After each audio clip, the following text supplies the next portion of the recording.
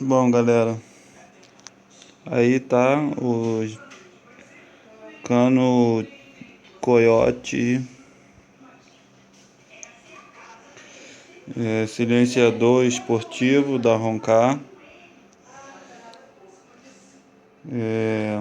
Parece que veio faltando passador de marcha. Não sei se tem que vir, se vinha ou não vinha.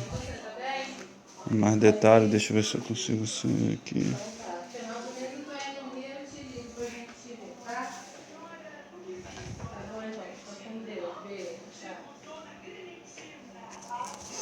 Tá bem mesmo, porque tá cavando de bem pra caramba.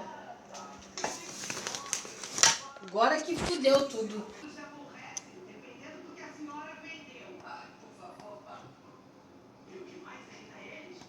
Para.